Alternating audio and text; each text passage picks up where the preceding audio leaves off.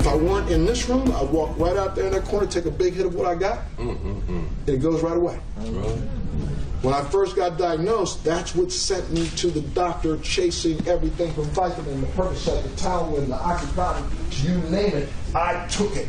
And I didn't take one, I was taking 5 and 6, enough that I could sit in the corner and drool for 4 hours before I got up to consciously know who I was.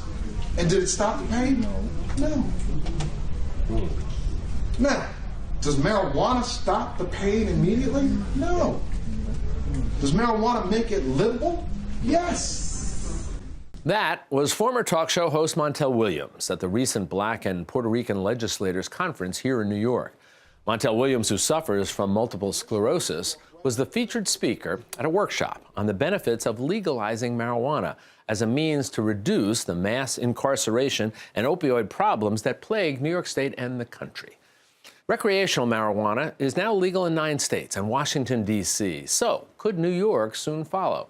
Well, state lawmakers, like our next guest, Assemblywoman Crystal Peoples-Stokes, have proposed a bill that would legalize marijuana, in addition to taxing and regulating it like we do alcohol, because they believe that its benefits go beyond just medical use.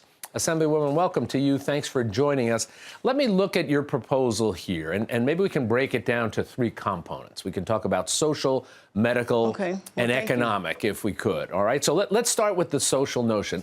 And what I mentioned at the top, there's a suggestion here that the legalization of marijuana would have a significant positive impact on incarceration rates, and certainly on the arrest rates with regard to minority communities. Why do you feel that's so? Yes.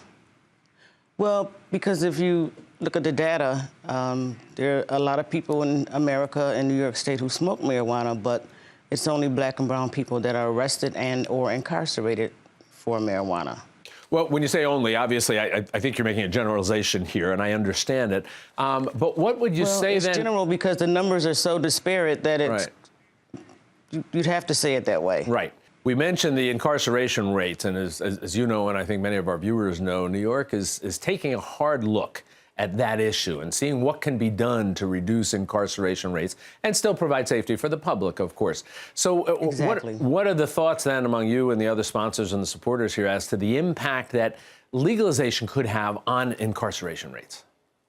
Well, my sponsor is Senator Liz Krueger from Manhattan. And we believe that if marijuana is legalized for adult use, that there will be no need to continue arresting and or incarcerating people for small amounts of marijuana. The bill would provide for people to grow 6 plants at home. It would only be available for people over the age of 21, and certainly you would have to have ID to prove that.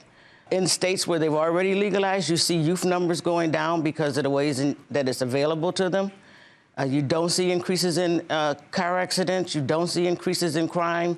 And as a matter of fact, you see decreases in crime because now law enforcement has more of an opportunity to do investigatory policing as opposed to stopping and frisking.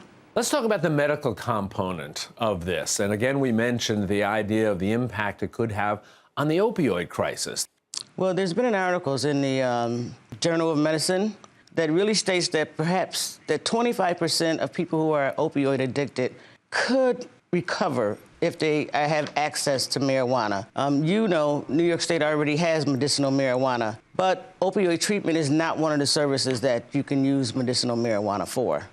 So if indeed this were to become law in New York, would you see then a companion approach, if you would, in terms of helping people to deal with opioid abuses and addictions, where they would be given some advice and saying, look, this could be a vehicle for you to help with that? Exactly. As a matter of fact, there are a number of pieces of legislation in the state legislature now that would include marijuana as a medicinal opportunity for treatment of opioids.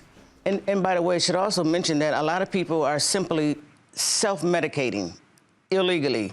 So if we are able to legalize and regulate and tax, then people would be able to get access to it without either the high cost of prescriptions, which don't have co-pays because they're not covered by insurance, and have access to what they need to live a good quality of life.